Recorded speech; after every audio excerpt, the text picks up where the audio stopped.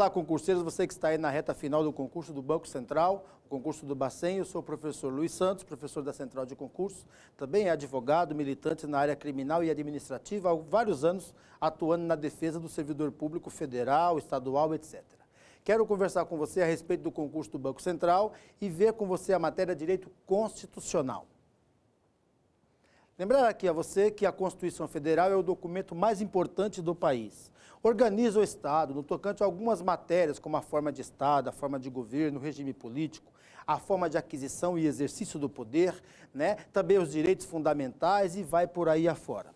É bom você saber que a Constituição pode ser escrita ou costumeira. O Brasil preferiu a Constituição escrita. Bom você saber ainda que a Constituição está dividida em títulos, em seções, em livros, enfim, e nós vamos aqui cuidar do edital do Banco Central, especialmente para o concurso de analista. Então, a esta hora, você já deve ter dado uma estudada, já conhece os principais temas. E eu vou cuidar com você, evidentemente, dos principais temas, aqueles que devem cair na prova fatalmente. Nós vamos começar aqui cuidando dos chamados princípios fundamentais da Constituição de 1988. Ali, colocados do artigo 1º ao 4º, o Constituinte procurou elencar a base para a estrutura constitucional. E aí eu começo no artigo 1º, para dizer a vocês que a República Federativa do Brasil é formada pela união indissolúvel. E aí temos uma cláusula pétrea, uma cláusula pétrea implícita. A união é indissolúvel, ok? Lembrar a você que ela constitui aí, evidentemente, a união indissolúvel de Estado, Distrito Federal, municípios e Estado democrático de direito. Professor, o que é isso? O Estado democrático é o povo no poder, o eleitor exerce nas urnas o seu poder supremo, e o Estado de direito é respeito às normas jurídicas e também às decisões judiciais, aquelas decisões que emanam da rainha das virtudes democráticas, nós vamos chamar aqui de justiça. Muito bem. Cada um dos fundamentos da República se expressam aí por meio de substantivos. Estamos falando de soberania. Essa é a independência do Brasil perante a comunidade internacional e também a supremacia que o Brasil exerce sobre os entes políticos internos, União, Estados, municípios e DF. Bom você saber aí, e é muito importante, que a soberania guarda íntima relação com a independência nacional, hein? Aí vem a cidadania, que é o direito da pessoa participar do processo político eleitoral, então tem que ter título de eleitor. Mais que isso é você saber da dignidade da pessoa humana. É um valor importante. E aí, na prova você tem que lembrar o seguinte, a dignidade da pessoa humana é dizer que o Estado tem que respeitar os valores morais e até os espirituais das pessoas. E mais que isso, não se pode instituir tributo, imposto, uma carga tributária, tão voraz a ponto de destruir a dignidade da pessoa humana, ou seja, o indivíduo trabalhar só para pagar tributo. Quero lembrar ainda aqui a você os valores sociais do trabalho, da livre iniciativa, que também é um dos fundamentos. O trabalho é protegido pelo Estado, que fiscaliza os direitos trabalhistas. E também a livre iniciativa, o direito que as pessoas têm de abrir a empresa, ter seus próprios negócios, se eventualmente assim pretender. Essa livre iniciativa foi criada com Getúlio Dornelles Vargas, era 1939, mas prevalece nas demais constituições e chegou aqui na de 1988. Com relação agora ao último dos incisos, chama-se pluralismo político, é responsável pela coexistência e convivência dos diversos partidos políticos. Ou seja, na época dos nossos pais e avós, nós tínhamos apenas Arena e MDB. E hoje, atualmente, nós temos vários partidos políticos, cada um com suas convicções políticas, filosóficas, ideológicas, partidárias. Isso depende do quê? Isso depende do pluralismo político. É isso que gera. A professora Maria Garcia, emérita professora da PUC de São Paulo, fala a respeito do alcance sociológico da Constituição, ou seja, a Constituição Federal possui um programa, pretende alcançar alguns objetivos e irá alcançá-la sem dúvida nenhuma. Evidentemente que os objetivos são alcançados de maneira lenta e gradual. Professor, o que isso tem a ver com o pluralismo político? A ideia é a seguinte, uma Constituição mais pluralista é mais aberta ao diálogo, gera cidadãos mais abertos ao diálogo, respeitam as diversidades. Constituições que nós tivemos no Brasil de ditadura militar, não havia pluralismo político, as pessoas eram mais radicais, menos abertas ao diálogo, à diversidade. Isso é importante saber no concurso. Mas a mais, a democracia do Brasil é semidireta. Semidireta. Por quê? Todo poder, o povo é quem exerce. Então, todo poder emana do povo, que exerce diretamente ou por meio dos representantes eleitos. Cair na prova, democracia semidireta. Não é demais lembrar aqui a você a separação, independência e harmonia dos poderes. Isso é o chamado, o chamado setor pétreo da Constituição, ou seja, essa separação dos poderes significa dizer, antes de mais nada, que não se admite, emendas constitucionais tendenciosas a abolir essa parte. Os poderes são independentes, são harmônicos entre si. Nós chamamos isso também de sistema de freios e contrapesos. Ela surge, no primeiro momento, por Aristóteles, mas quem desenvolve e dá a ela a cara que ela tem hoje chama-se Montesquieu, Barão de Montesquieu. Ele é responsável pela tripartição dos poderes nos moldes que nós conhecemos hoje. Bom você saber que o Executivo, Legislativo e Judiciário têm atuações independentes e quando estiverem exercendo atividades atípicas, sofrerão controle um por parte do outro. Isso, segundo Montesquieu, é que garante o sistema de freios e contrapesos. Não é demais aqui lembrar a você que o artigo 3º traz os objetivos da República Federativa do Brasil. Quais são os objetivos? Esses são marcados agora por verbos. Lembre-se, os fundamentos: soberania, cidadania, dignidade da pessoa humana, valores sociais do trabalho, livre iniciativa e pluralismo político, todos marcados por substantivos. Então, são fundamentos. Agora não, estamos falando de objetivos da República. Só tem verbos: construir uma sociedade livre, justa e solidária. Ok. Garantir desenvolvimento nacional, hein? Não é regional, não. E ainda, promover o bem de todos, sem preconceitos de origem, raça, sexo, cor, qualquer forma de discriminação. E ainda, erradicar a pobreza e a marginalização e reduzir a desigualdade, se for social ou regional. Pronto, fechou. Marcamos assim: substantivos, fundamentos da República, objetivos, verbos, diferente, são os objetivos da República. Com relação aos princípios das relações internacionais, são 10. Nós vamos aqui fixar, nesse Revendo a Tempo, nessa nossa mega revisão, pelo menos 5 para a prova. Ou seja, lembre-se, independência nacional é princípio das relações internacionais.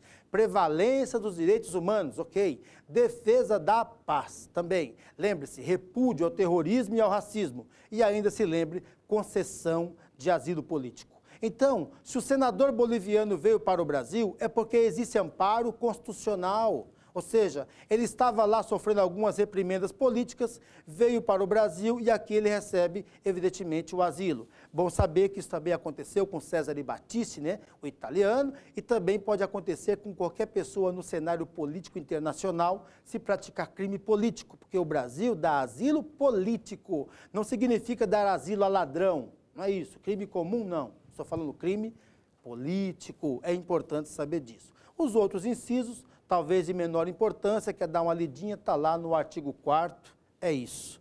Muito bem. Deixamos agora de falar dos princípios fundamentais e vamos entrar num tema diferente, que é a organização do Estado. Alguns pontos merecem relevo nesta hora. Primeiro, você saber que o Brasil é soberano, ok? E que a União, Estados, DF, municípios, não, eles são apenas autônomos. Fizemos a junção do artigo 1º da Constituição Federal com o artigo 18 da Constituição Republicana, que é a Constituição Federal. Resultamos nisso. Aí sim, soberania para o Brasil, autonomia para a União, Estados, municípios e Distrito Federal, não esqueça disso, é importante. Ainda aqui na parte da organização do Estado, quero lembrar a você que a União vai legislar ou administrar nos assuntos gerais, ok? Interesse nacional, ok? Os estados vão fazer a mesma coisa, legislar ou administrar quando o assunto for regional, diferente.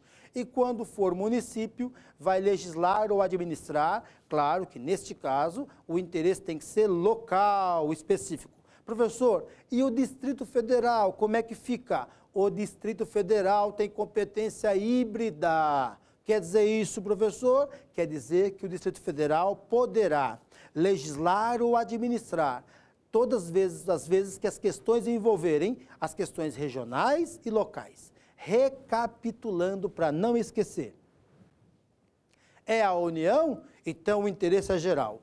Então é o Estados, então o interesse regional. Então é o município, então o interesse é local. Então é o Distrito Federal. Aí mesclou interesse regional e interesse local. Nós chamamos isso de competência híbrida. Não esqueça disso, é muito importante. Bom você saber que os entes que eu me referi agora, União, Estados, municípios e DF, às vezes são surpreendidos, não é? Produzindo leis e às vezes surpreendidos administrando. Quando produzem leis, não é? Eles legislam sobre alguns assuntos. Você vai ler a questão de prova, vão aparecer lá os substantivos, né? Direito penal, comercial, marítimo, espacial, do trabalho. Isso são substantivos. Então estão legislando. Mas quando aparecer verbo, autorizar, referendar, aí aparecer verbos, então está administrando. Isso é uma das formas de você aprender isso aí direitinho. Porque a competência para legislar, ela é chamada de privativa, concorrente, né, suplementar e residual. Já a competência para administrar, não é assim. Ela é chamada de exclusiva ou de comum. E aí, professor, como é que eu me defendo lá no dia da prova? Se aparecer substantivo, fique com a competência para legislar. Aplique a regra. Se aparecer os verbos, fique com a competência para administrar. Faça assim que dá certo, você consegue acertar a questão e fazer sucesso. Quero lembrar aqui a você ainda um fator importante. O Brasil prima pelo princípio da não intervenção. Então o Brasil diz o seguinte por meio de sua Constituição: a União está proibida de intervir nos estados ou no DF, exceto para, e aí vem as hipóteses. Uma das hipóteses significa dizer o seguinte: assegurar a observância dos princípios constitucionais sensíveis, a forma republicana, o sistema representativo, não é? É o respeito à pessoa humana. Tem lá umas regrinhas do artigo 34, inciso 7. Cumpridas essas regrinhas, né? Tá tudo bem. Descumpriu as regrinhas, pode ter intervenção. O Procurador-Geral da República, PGR, vai entrar com a representação e o Supremo Tribunal Federal vai julgar procedente ou improcedente. Se julgar procedente, poderá ter a intervenção. Mas nós vamos para a prova com esse pensamento. A intervenção é a exceção, ok? Ou seja, o Brasil não prima pela intervenção, ele prima pela não intervenção. Mais que isso, é você saber ainda aqui a organização dos poderes. Lembrar sempre que os poderes executivo, legislativo e judiciário estão organizados no texto constitucional e cada um deles tem ali suas atribuições, estão totalmente, evidentemente, vinculados a essas atribuições. O que quer dizer isso, professor? Quer dizer que o Poder Executivo, na pessoa do Presidente da República, tem algumas atribuições, não é? Está lá, artigo 84 da Constituição, sempre cai em prova isso, não é? Então, o Presidente da República, professor, ele pode fazer um decreto para tornar execuível uma lei? Pode, o artigo 84 permite.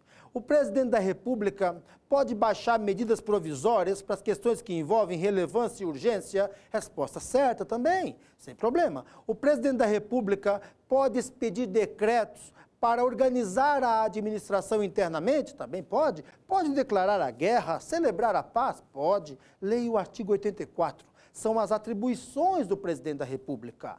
Não vá para a prova sem saber que o Presidente da República pode incorrer em crimes de responsabilidade. Isso está no artigo 85 do texto magno. E os crimes de responsabilidades, ali no artigo 85 listados, podem levar o Presidente da República ao impeachment.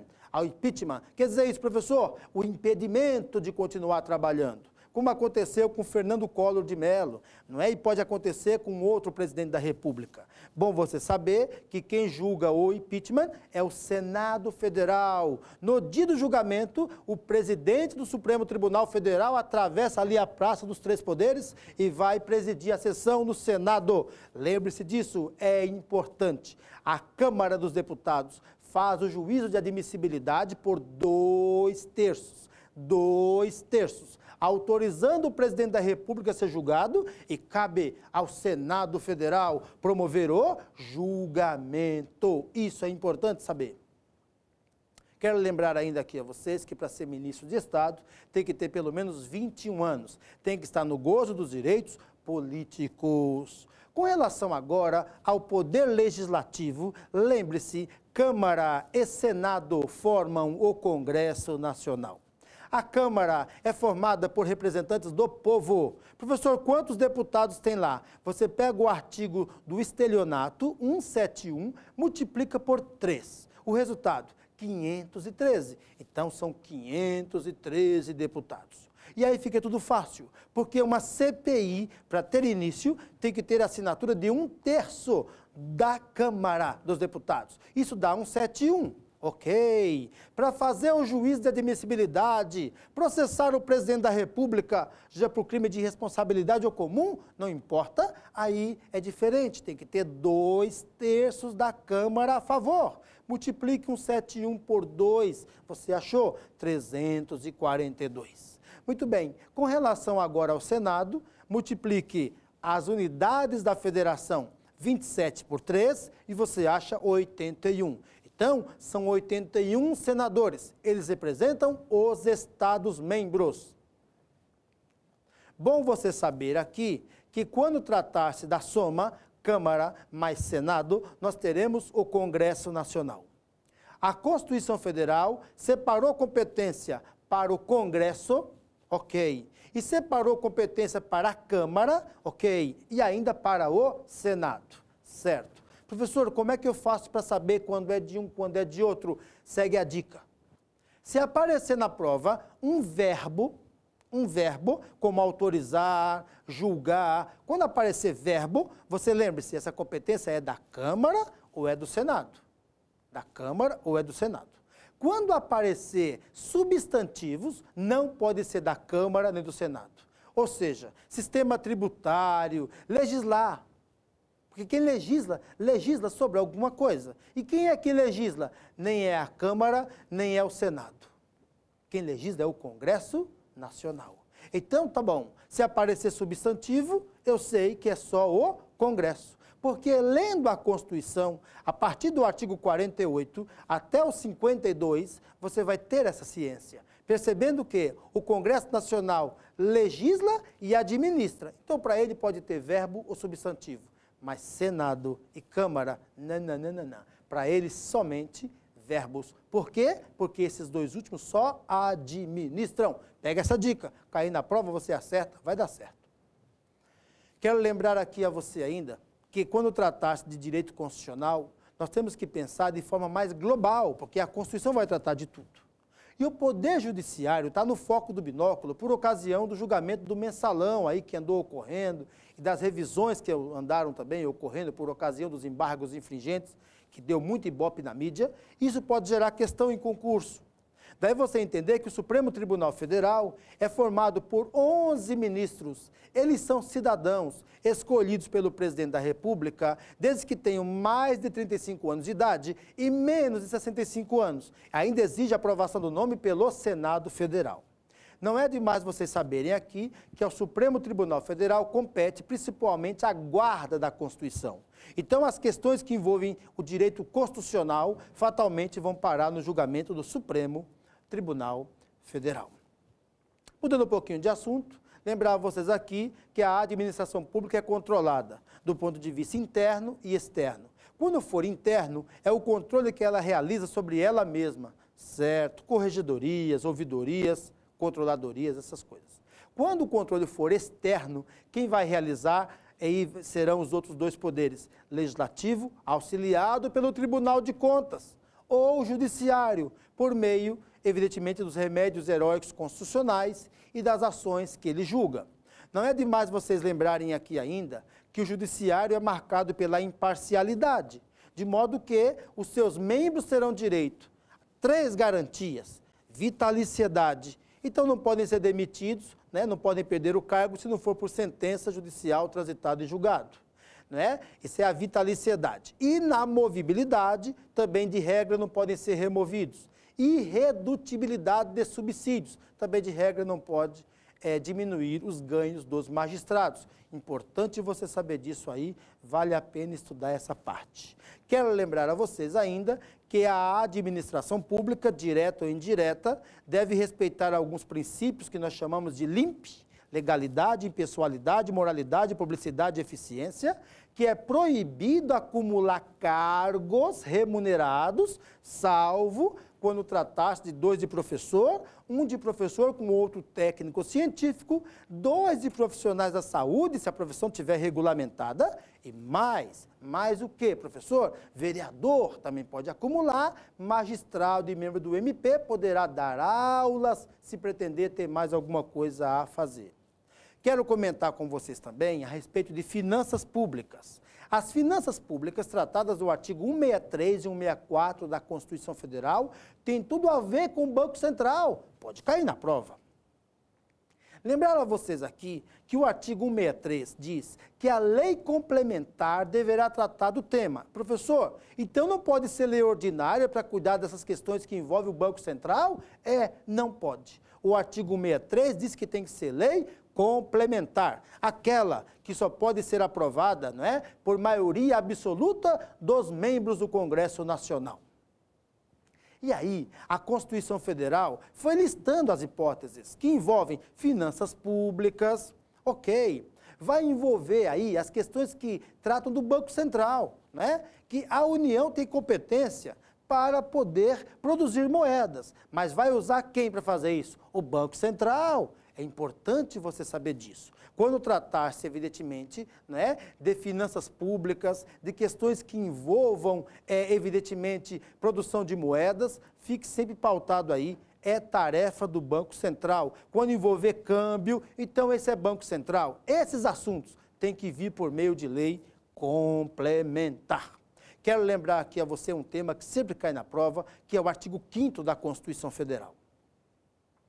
O artigo 5º da Carta Republicana estabeleceu algumas regrinhas importantes. Não é demais lembrar a vocês que todo concurso cai o artigo 5º. São 78 incisos. Vá para a prova sabendo alguns que são mais importantes, vocacionados ao Banco Central. Por exemplo, você tem que saber que todas as pessoas têm direito, de se amparar na lei. Ou seja, é o princípio da legalidade. Ninguém é obrigado a fazer algo ou deixar de fazer, senão em virtude de lei. Não é demais saber que o Brasil adotou a natureza laica do Estado, de modo que nós não temos religião oficial. A religião não dá direitos, mas também não subtrai direitos. Ou seja, é bom você saber que, no nosso país, a religião não é tratada juridicamente pelo Estado, ou seja, o Estado deixou de lado a questão religiosa. Mas, a mais, não é demais você entender que todas as vezes que os concursos públicos cobraram isso, atrelaram a questão à natureza laica. Então tá bom, ninguém será privado de direitos por motivo de crença religiosa, convicção filosófica, política ou ideológica, salvo se as invocar para eximir-se de obrigação legal a todos imposta, ou recusar-se a cumprir a obrigação alternativa fixada em lei. Não esqueça-se de um detalhe importante. O direito de associação, o direito de reunião, também está amparado no artigo 5º. A reunião, essas que estão acontecendo espalhadas aí pelo Brasil, é um direito constitucional, desde que ocorram de forma pacífica, locais abertos ao público e tenha prévio aviso à autoridade competente. Não é prévia autorização, cuidado na prova, avisou. Ainda aqui no artigo 5º, não vá para a prova sem saber os chamados remédios heróicos constitucionais. O nosso país, ele trata de dizer o seguinte, dizer o seguinte, para proteger as pessoas das arbitrariedades, coloca-se aqui alguns remédios, um deles na esfera administrativa, chamado direito de petição, e outros 5 tratados na chamada esfera judicial. Estou falando do habeas corpus, estou falando do mandado de segurança, do mandado de injunção, do habeas data e da ação popular. Quando falamos disso, estamos envolvidos sabendo o seguinte, se quer frear a ação arbitrária do Estado contra o indivíduo que resta indefeso em face da força estatal. Nesta hora, você tem que lembrar o seguinte: habeas corpus está ligado a ir, vir, permanecer. Isso é locomoção. Dispensa o advogado, é gratuito, não tem custas judiciais. Pode ser preventivo, então a pessoa está com medo de ser presa. Isso é o salvo-conduto. Ou pode ser também liberatório, já foi preso, quer sair. Em se tratando de mandado de segurança, você deve entender que esse está ligado ao direito líquido e certo. Líquido e certo. É um remédio genérico quando não couber habeas corpus, porque não é locomoção. Nem habeas data, porque não é informação. Então use o mandado de segurança. Este não se fala, evidentemente, na dispensa do advogado, nem na gratuidade, mas ele pode ser individual, beneficia uma pessoa, ou coletivo, beneficia os grupos. Mas para entrar com coletivo tem que ser associação de classe ou sindicato. Bom você saber que o sindicato não precisa ter um ano. O sindicato não precisa ter um ano em funcionamento. Já as associações de classe só pode usar o mandado de segurança coletivo quando tiver já estabelecida há pelo menos um ano. Bom você saber disso, cai sempre em prova. Quero falar mais a respeito do mandado de injunção. Faltou a norma regulamentadora. Palavra de ordem para fazer eu acertar essa questão. Cidadania, nacionalidade, soberania são protegidas pelo mandado de injunção. O habeas data ligue à informação, esse é gratuito também, hein? Importante. E a ação popular ligue aos direitos difusos. Professor, o que é isso? Meio ambiente, moralidade administrativa, patrimônio público, histórico, cultural. O que interessa a todos é protegido por meio dessa tal de ação popular. Para entrar com ação popular, exige-se a qualidade de cidadão. Tem que lembrar disso, cidadão. E a ação popular é gratuita, não depende. Está de má fé, paga as custas judiciais e o ônus da sucumbência. Está de boa fé, mesmo que perca, então não paga nada. Eu quero lembrar aqui a vocês ainda que a Constituição Federal, ela dá asilo político, não é? Às pessoas por crime político e de opinião. Cuidado, se o crime for comum, não cabe. Trata, evidentemente, o brasileiro naturalizado e o nato com uma certa diferença, porque ela pode fazer isso. Nós já não podemos. Quero lembrar vocês que os portugueses gozam, evidentemente, de algumas vantagens constitucionais que os outros estrangeiros não gozam, que cabe ao Supremo Tribunal Federal, por meio de ação direta de inconstitucionalidade, ADI, ou ação declaratória de constitucionalidade, ADC, ou arguição de descumprimento de preceito fundamental, ADPF, controlar leis e atos administrativos que, evidentemente, violarem de alguma forma a Carta Republicana. Que essa revisão possa ter ajudado você de alguma forma, que você possa fazer uma prova muito boa, que você possa se dar muito bem e fazer sucesso. Boa sorte para você!